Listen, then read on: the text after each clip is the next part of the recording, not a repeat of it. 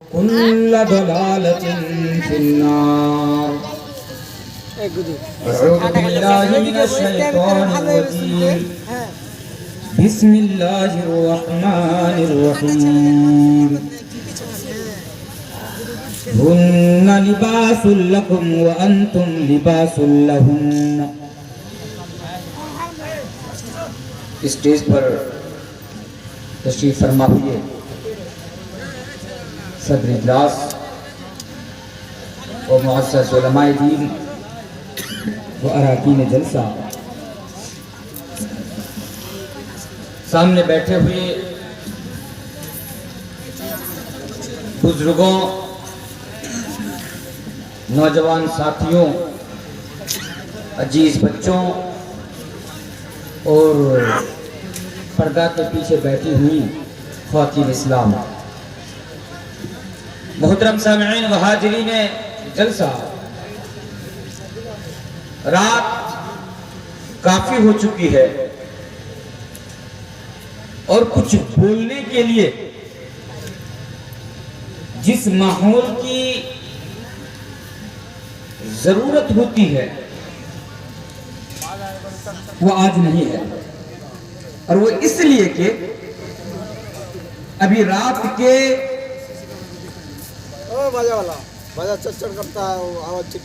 دیر بج رہا ہے گھڑی میں، اور ظاہر سی بات ہے کہ آج ہر انسان کسی نہ کسی کام سے تعلق رکھتا ہے، صبح ہونی ہے، ان کو اپنے کام میں جانا ہے۔ اب وہ زمانہ چلا گیا کہ فجر تک جلسہ ہونا، فجر تک لوگ بیٹھ کر جلسہ سننا، اب وہ زمانہ، اب وہ وقت نہیں رہا۔ اس لیے جتنے بھی ذمہ داران ہوتے ہیں، جو کمیٹی ہوتے ہیں، ان کو چاہیے کہ پروگرام 1 بجے تک کا رکھا جائے یا 12 بجے تک کا رکھا جائے، تو اس میں بولنے والوں کے لیے بھی آسانی ہے اور سننے والوں کے لیے بھی آسانی ہے۔ خیر، میں اپنی بات کو لمبی نہ کرتے ہوئے جس مقصد کے تحت میں آپ لوگوں کے سامنے روبرو ہوا ہوں، انشاءاللہ تعالی میں آپ کو ادھر لے جانا چاہتا ہوں۔ سامعین، آج مختصر انداز میں جس عنوان اور جس ٹاپک کو مد نظر رکھتے ہوئے میری گفتگو ہوگی وہ ہے حقوق الزوجین۔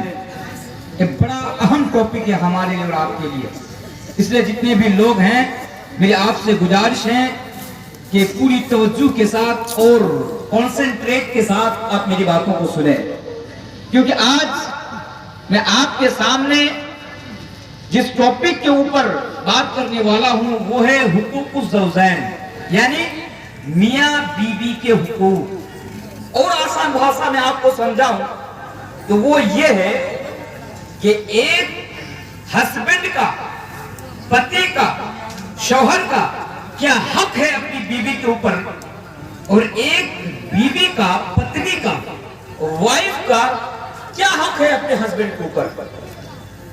اور میں اس ٹاپک کے اوپر بولنا اس لیے بھی ضروری سمجھا کیونکہ ہم اور آپ نماز کے بارے میں تو جانتے ہیں، روزہ کے بارے میں جانتے ہیں، زکوٰۃ کے بارے میں جانتے ہیں، حج کے بارے میں جانتے ہیں، کیونکہ ان تمام ٹاپکس کے اوپر آئے دن بات ہوتی رہتی ہے۔ لیکن یہ جو ٹاپک ہے، جو ہر انسان سے، یہ جو مسئلہ ہے جو ہر انسان سے جڑا ہوا ہے، اکثر لوگ، برا مت ماننا، کتنے لوگ ہیں جو میں دعوے کے ساتھ کہہ سکتا ہوں کہ 8 بچے کے باپ ہیں، 8 بچے کی، 12-16 بچے کی ماں ہے، باپ ہے، اور ان کو یہ معلوم بھی نہیں ہے کہ میرا حق کیا ہے، اور ہسبینڈ کو بھی معلوم نہیں ہے کہ میرا حق کیا ہے۔ اسی لیے میں نے ضروری سمجھا کہ مختصر انداز میں اس ٹاپک کے اوپر آپ لوگوں کے سامنے بات رکھی جائے۔ آپ یاد رکھیے گا، یہ جو میاں بیوی کا، آپ لوگ میری بات سمجھ پا رہے ہیں نا؟ سب تو شادی شدہ انسان بیٹھے ہوئے ہیں نا یہاں پہ؟ اچھا، جن کی شادی ہوئی ہے وہ بھی غور سے سنیں، جن کی شادی نہیں ہوئی ہے وہ بھی غور سے سنیں، کیونکہ بتانے والا شخص بھی ہے بغیر شادی شدہ۔ تو آپ غور سے سنیں میری باتوں کو، کہاں آئے گا؟ تو جو تو میاں بیوی کا جو رشتہ ہوتا ہے نا، یہ دنیا کے تمام خوبصورت رشتوں میں سے ایک رشتہ ہے، اور اس رشتے کی نزاکت اور خوبصورتی کو اللہ تبارک و تعالیٰ قرآن کریم کے اندر پارہ 2 سورہ البقرہ کے اندر بڑے ہی خوبصورت انداز میں بیان فرماتا ہے۔ پہلے اس رشتے کی اہمیت کو دیکھیے، اس رشتہ کیا ہے، اس رشتہ کو سمجھے، پھر حق کیا ہے، حقوق کیا ہے دونوں کے، انشاءاللہ آپ کو اس کی طرف لے کر آؤں گا۔ آئیے آیت کی طرف میں آپ کو لے کر چلتا ہوں۔ اے لوگو، اللہ تبارک و تعالیٰ سورہ قرآن کریم کے اندر سورہ بقرہ کے اندر بیان فرماتا ہے، ہن لباس لکم وانتم لباس لہن، کہے مردوں سے کہا جا رہا ہے، ہن لباس لکم وانتم لباس لہن، کہ اے مردوں تم اپنی بیویوں کے لیے لباس ہو، ہن لباس لکم وانتم لباس لہن، اور اے پردہ کے پیچھے بیٹھی ہوئی میری ماں اور بہنوں، آپ سے یہ کہا جا رہا ہے کہ آپ اپنے ہسبینڈ کے لیے، آپ اپنے پتی کے لیے، اپنے شوہر کے لیے، ہم اپنے بھاشا میں جس کو سامی بھی بولتے ہیں، آپ ان کے لیے لباس ہے۔ دونوں کو ایک دوسرے کے لیے لباس قرار دیا اللہ تبارک و تعالیٰ نے۔ دیکھیں لباس کیا ہوتا ہے، بنیادی طور پر نا لباس کا 3 کام ہوتا ہے۔ میں آپ کو شارٹ کٹ میں سمجھاؤں، آدمی لباس کیوں پہنتا ہے، کپڑا کیوں پہنتا ہے، تاکہ ہم دوسروں کے سامنے ننگا نہ ہو جائے۔ تو لباس ہمیں دوسروں کے سامنے ننگا، اللہ اکبر، کتنی بہترین تعبیر اللہ تبارک و تعالیٰ اس آیت کریمہ کے اندر کر رہے ہیں، اس رشتے کو سامنے رکھتے ہوئے لباس کہا۔ ساؤنڈ ٹھیک کیجیے، اپ ڈاؤن مت کیجیے، ایک ہی طرح رہنے دیجیے بس۔ تو کیا بول رہا تھا، لباس کہا۔ لباس کیوں پہنتے ہیں، کیونکہ ہم دوسروں کے سامنے ننگا ہونے سے بچ جائیں۔ تو پتہ یہ چلا کہ لباس ہمیں ایک دوسرے کے سامنے ننگا ہونے سے بچاتا ہے، ہماری حفاظت کرتا ہے، ہمارے پرائیویٹ پارٹ کو ڈھانپتا ہے، ہماری شرمگاہ کو ڈھانپتا ہے۔ اور اللہ تبارک و تعالیٰ کہتا ہے، جملے پر غور کیجئے، ہن لباس لکم وانتم لباس لہن، کہ اے مردوں تم اپنی بیویوں کے لیے لباس ہو، اور اے عورتوں تم اپنے ہسبینڈ کے لیے لباس ہو۔ یعنی بیوی شوہر کی عزت کی حفاظت کرتی ہے، اور شوہر اپنے بیوی کے عزت کی حفاظت کرتا ہے۔ دوسرا کام لباس کا، لباس کیوں پہنتے ہیں، ٹھنڈی کا موسم آیا، ابھی ہم اور آپ جیکٹ پہنیں گے، موٹا کپڑا پہنیں گے، کیوں پہنیں گے بھائی، اس لیے کہ تاکہ ہم ٹھنڈی سے بچ جائیں۔ تو موسم کے اعتبار سے اور موسم کے حساب سے ہم اور آپ لباس پہنتے ہیں، کپڑا پہنتے ہیں۔ تو پتہ یہ چلا کہ کپڑا ہمیں موسم کے نقصانات سے، جانے سے، گرمی سے، برسات سے ہمیں بچاتا ہے۔ تو اسی طرح اللہ تبارک و تعالیٰ فرماتا ہے، ہن لباس لکم وانتم لباس لہن، ایک شوہر اپنی بیوی کو زمانے کے بہت ساری برائیوں سے بچاتا ہے، اور ایک بیوی اپنے ہسبینڈ کو زمانے کے بہت سارے فتنوں سے اور بہت ساری برائیوں سے بچاتی ہے۔ لباس کا تیسرا کام، لباس ہمیں خوبصورت بناتا ہے، لباس ہمیں خوبصورت بناتا ہے۔ اسی لیے اللہ تبارک و تعالیٰ نے کہا، ہن لباس لکم وانتم لباس لہن۔ اللہ تبارک و تعالیٰ نے کہا کہ اے مردوں تم اپنی بیوی کے لیے لباس ہو۔ یعنی ایک مرد کی زندگی میں جب بیوی آ جاتی ہے، ایک مرد کی زندگی میں جب ایک عورت آ جاتی ہے تو مرد کی زندگی خوبصورت ہو جاتی ہے۔ اس لیے اللہ تبارک و تعالیٰ نے کہا، ہن لباس لکم وانتم لباس لہن، کہ لوگوں تم اپنی بیویوں کے لیے لباس ہو، اور اے عورتوں تم اپنے ہسبینڈ کے لیے لباس ہو۔ آگے آئیے، سمجھ گئے لباس، آگے آئیے، یہاں بات مت کیجیے۔ اللہ تبارک و تعالیٰ قرآن کریم کے اندر نوٹ کرتے جائیے میرے بھائیوں، ایک 30 پارہ سورۃ الروم کے اندر بیان فرماتا ہے، بڑی پیاری چیز میں آپ کے سامنے بیان کر کے جا رہا ہوں۔ اللہ فرماتا ہے، وَمِنْ آيَاتِهِ أَنْ خَلَقَ لَكُم مِّنْ أَنفُسِكُمْ أَزْوَاجًا۔ اللہ اکبر، میرے بھائیوں اس آیت پر ذرا غور کیجئے۔ اللہ تبارک و تعالیٰ فرماتا ہے، اے لوگوں، وَمِنْ آيَاتِهِ أَنْ لکم من انفسکم ازواجا کہ اللہ تبارک و تعالیٰ کی بہت ساری نشانیوں میں سے ایک بہت بڑی نشانی یہ ہے کہ اللہ تبارک و تعالیٰ نے تمہارے لیے تمہاری بیویوں کو بنایا. اللہ کی یہ بہت بڑی نشانی ہے کہ ہمارے لیے ہماری بیویوں کو بنایا. تو آپ منی من میں سوچ رہے ہیں یار بیوی تو جھنجھٹ ہوتی ہے, اللہ نے اس جھنجھٹ کو کیوں پیدا کیا دنیا میں؟ بیوی ہمارے لیے جھنجھٹ ہے. لوگ کہتے ہیں نا بھائی شادی مت کرو, شادی کرو گے تو پھنس جاؤ گے. تو پتہ یہ چلا بیوی ہمارے لیے جھنجھٹ ہے. اس لیے آج بہت سارے نوجوان شادی سے بھاگ رہے ہیں. شادی سے بھاگ رہے, شادی نہیں کرنی ہے, ان کو کہیں اور جانا ہے, ان کو کہیں اور جانا ہے. جسم کے اندر جو آگ لگتی ہے اس آگ کو ٹھنڈک پہنچانے کے لیے کہیں اور جانا ہے. سارا سمجھے کہیں اور جانا ہے, لیکن نکاح نہیں کرنا ہے. کیوں؟ کیونکہ بیوی ہمارے لیے جھنجھٹ ہے. لیکن دیکھیں اللہ نے بیوی کو کیوں پیدا کیا. اللہ فرماتا ہے وَمِنْ آيَاتِهِ أَنْ خَلَقَ لَكُمْ مِنْ أَنفُسِكُمْ أَزْوَاجًا کہ اے لوگو اللہ تبارک و تعالیٰ کی بہت ساری نشانیوں میں سے ایک بہت بڑی نشانی یہ ہے کہ اللہ تبارک و تعالیٰ نے تمہارے لیے تمہاری بیویوں کو بنایا. کیوں بنایا؟ لِتَسْكُنُوا إِلَيْهَا تاکہ تم اپنی بیوی کے ذریعے سے سکون حاصل کر سکو. اپنے بیوی کے ذریعے سے سکون حاصل کر سکو. سکون بیوی کے ذریعے سے. جتنے بھی نوجوان ہیں جن کی شادی ہو گئی ہے وہ بھی سنیں, جن کی نہ ہوئی ہے وہ بھی سنیں. اس آیت کو سامنے رکھتے ہوئے بڑی امپورٹنٹ بات میں آپ کے سامنے کر کے جا رہا ہوں. آج بہت سارے نوجوان ہیں نا جو چائے کی دکانوں پر بیٹھ کر گپے مارتے ہیں, آپس میں باتیں کرتے ہیں. کیا کہتے ہیں؟ مولانا صاحب کیا بتائیں, میرے پاس سب کچھ ہے, گھر ہے, بنگلہ ہے, گاڑی ہے, پیسہ ہے, دولت ہے, بینک بیلنس ہے, سب کچھ ہے مولانا صاحب, اور الحمدللہ میں نماز بھی پڑھتا ہوں, روزہ بھی رکھتا ہوں, پھر بھی دل کو قرار نہیں ملتا, دل میں سکون نہیں ہے, کبھی کبھار ڈپریشن میں چلا جاتا ہوں. مولانا صاحب اس کا علاج بتائیے, اس کا اگر کوئی علاج ممکن ہو تو اس کا علاج بتائیے. اگر آپ بھی ایسے سچویشن میں, آپ کو رات کو نیند نہیں آ رہی, نوجوانوں سنو, رات کو نیند نہیں آ رہی, رات کو 2 بج رہے ہیں, 2:30 بج رہے ہیں, 3 بج رہے ہیں, رات کو نیند نہیں آ رہی ہے, راستے کے کنارے پہ بیٹھے ہو, کوئی بولے بھائی کیا ہوا, کیا کرے, رات کو نیند نہیں آ رہی ہے, بھائی کوئی پرابلم ہے؟ نہیں صاحب کوئی پرابلم نہیں ہے, میں تو خوش ہوں اپنی زندگی کو لے کر, لیکن پھر بھی یہ نیند رات کو نہیں آ رہی ہے. کیوں نہیں آ رہی ہے؟ کیونکہ آپ کی زندگی میں سکون نہیں ہے. تو نوجوانوں اس بات کو یاد رکھو, اگر آپ کی زندگی میں سکون نہ ہو, قرار نہ ہو, چین نہ ہو, تو آپ کیا کریں؟ نکاح کر لیں. آپ کیا کریں؟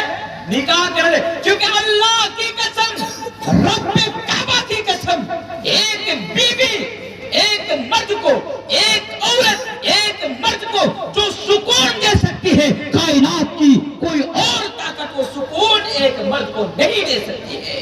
یہ کون بیان فرماتا ہے؟ اللہ تبارک و تعالیٰ بیان فرماتا ہے لِتَسْكُنُوا إِلَيْهَا. اس لیے نوجوانوں جلدی کرو, جلدی نکاح کرو, جلدی شادی کرو. اگر سکون چاہتے ہو اپنی زندگی میں, اگر قرار چاہتے ہو, چین اگر اپنی زندگی کے اندر پانا چاہتے ہو. آئیے آگے آیت پر, وہ اگلی آیت پر ذرا غور کیجئے. وَمِنْ آيَاتِهِ أَنْ خَلَقَ لَكُمْ مِنْ أَنفُسِكُمْ أَزْوَاجًا لِتَسْكُنُوا إِلَيْهَا وَجَعَلَ بَيْنَكُمْ مَوَدَّةً وَرَحْمَةً. میرے بھائیوں اس آیت کے اوپر بھی غور کرنے کی آج ہمیں اور آپ کو ضرورت ہے, خاص کر کے جو نوجوان میرے سامنے بیٹھے ہیں, ان نوجوانوں کو اس آیت پر غور کرنے کی اور اس آیت کو سمجھنے کی ضرورت ہے. اللہ تبارک و تعالیٰ فرماتا ہے وَجَعَلَ بَيْنَكُمْ مَوَدَّةً وَرَحْمَةً, اور ہم نے اس رشتے کے اندر, ہم نے حسب نور بیوی کے درمیان جو رشتہ ہوتا ہے, اس رشتے کے اندر اللہ کہتا ہے ہم نے محبت پیدا کر دی, ہم نے محبت پیدا کر دی. کتنی محبت میرے بھائیوں, ذرا محبت پر ذرا غور کیجئے.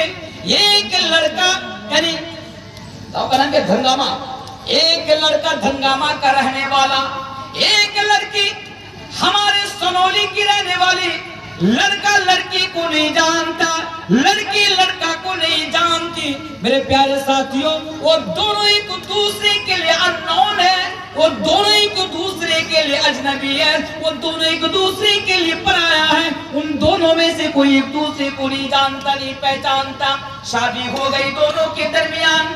میرے بھائیوں، جب وہاں سے بدا ہو کر لڑکی نکلتی ہے، جب مائکے سے لڑکی نکلتی ہے، روتے ہوئے نکلتی ہے، ماں کی یعنی ماں کا گلا پکڑ کر روتی ہے، چیختی ہے، چلاتی ہے، لیکن جب وہی لڑکی میرے بھائیوں جو بدائی کی ٹائم روتی ہے، جب اپنے ہسبینڈ کے پاس آ جاتی ہے، جب اپنے سسرال میں آ جاتی ہے، ایک دن رہنے کے بعد، 2 دن رہنے کے بعد، 3 دن رہنے کے بعد، وہی لڑکی جو آنے کے لیے رو رہی تھی، وہ اپنی ماں کو بھول جاتی ہے، اپنے باپ کو بھول جاتی ہے، اپنے بھائیوں کو بھول جاتی ہے، اس گھر کو بھول جاتی ہے جس گھر میں بچپن سے پل کر، بچپن سے جس گھر میں بڑی ہوئی، اور اس کے لیے اس کا ہسبینڈ یہ سب کچھ ہو جاتا ہے۔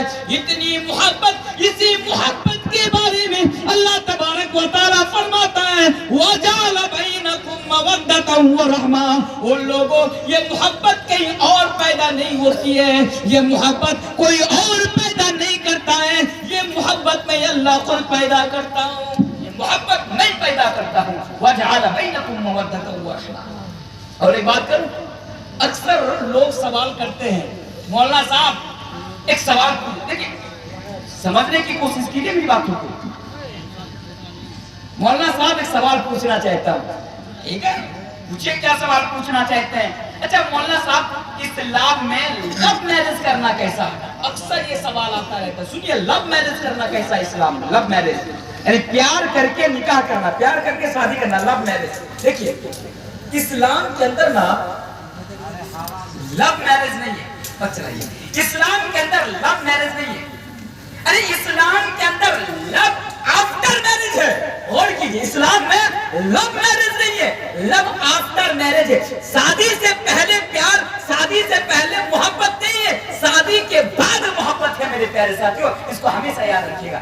آج وہ لوگ ہیں جو اسلام کو لو جہاد کے نام سے جوڑتے ہیں۔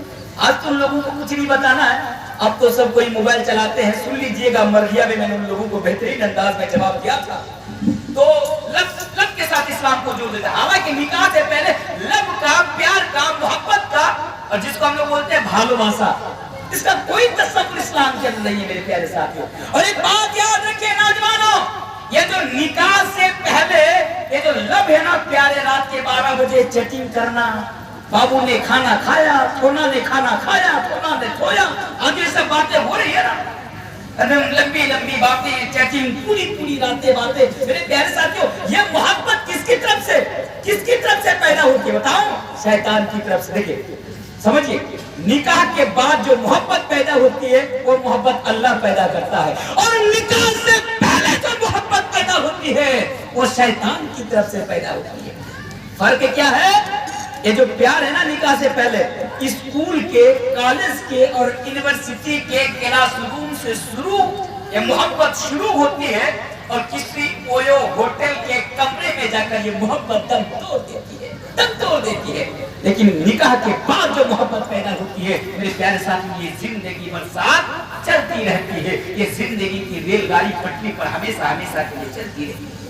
تو میاں بیوی کا جو رشتہ ہے نا، یہ بڑا خوبصورت رشتہ ہے۔ نوجوانوں، میرا پیغام ہے کہ نکاح سے پہلے پیار مت کرو، بلکہ نکاح کرو، آٹومیٹکلی تم دونوں کے اندر پیار ہو جائے گا۔ اب آئیے اس رشتے کی اہمیت دیکھیے۔ یہ جو شیطان ہے نا، ابلیس، اس کا اوریجنل کام ہی ہے، اس کا اصل ٹارگٹ، شیطان کا ٹارگٹ ہے کہ شادی شدہ انسان کو الگ کر دینا۔ یہ پسندیدہ، سب سے زیادہ پسندیدہ عمل ہے شیطان کا۔ اس حدیث کو رکھے، انشاءاللہ میں آپ کو حقوق کی طرف لے کر آ جاؤں گا۔ حدیث بڑی پیاری حدیث ہے، صحیح مسلم کی حدیث ہے۔ شیطان، میرے پیارے ساتھیوں، شیطان سمندر کے پانی کے اوپر اپنا تخت لگاتا ہے، اپنا دربار لگاتا ہے۔ اس حدیث کو امام مسلم اپنی صحیح کے اندر نقل کرتے ہیں۔ اس کے بعد اپنے چیلوں کو بھیج دیتے ہیں کہ جاؤ بنی آدم کے پاس جاؤ، لوگوں کے پاس جاؤ، انسانوں کے پاس جاؤ، مردوں کے پاس جاؤ، عورتوں کے پاس جاؤ۔ شیطان اپنے تخت کے اوپر بیٹھا رہتا ہے، ابلیس اپنے تخت کے اوپر بیٹھا رہتا ہے، اور ان کے جو چیلے ہوتے ہیں وہ ہمارے پاس آ جاتے ہیں۔ آنے کے بعد شام کے ٹائم میں وہ اپنے سردار کے پاس جاتا ہے، اور جانے کے بعد دن بھر میں جو وہ کام کرتا ہے اس کی رپورٹ پیش کرتا ہے۔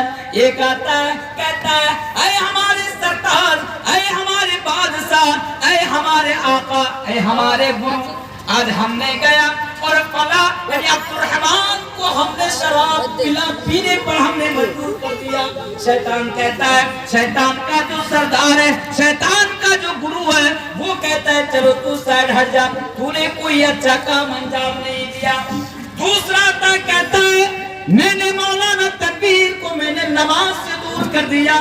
شیطان کہتا ہے تو بھی دور ہو جا، تو نے بھی کوئی بڑا کام نہیں کیا۔ اسی طرح کرتے کرتے ایک شیطان آتا ہے، آنے کے بعد کہتا ہے ہے گرو، ہم نے شادی شدہ انسان کو ہم نے ایک دوسرے سے الگ کر دیا، ہم نے پتی اور پتنی کو ایک دوسرے سے الگ کر دیا، ان دونوں کے درمیان طلاق ہو گئی، ان دونوں کے درمیان ڈیورس ہو گیا، یعنی ہے گرو ہم نے میاں بیوی کو ایک دوسرے کو چھوڑنے پر مجبور کر دیا۔ میرے پیارے ساتھیوں، صحیح مسلم کی حدیث ہے، وہ شیطان کا گرو، وہ ابلیس، وہ شیطان کا سردار، وہ مردود اپنے تخت سے اوپر نیچے اترتا ہے، اور اترنے کے بعد اس کو اپنے گلے لگاتا ہے، اور گلے لگانے کے بعد کہتا ہے نعم انتا، تو نے بڑا اچھا کام کیا۔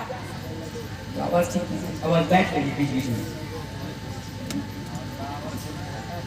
صاحب، اس ذمہ داری پڑھنے لگی پروگرام کرتے کرتے، ہر دن نیب کا سامنا ہوتا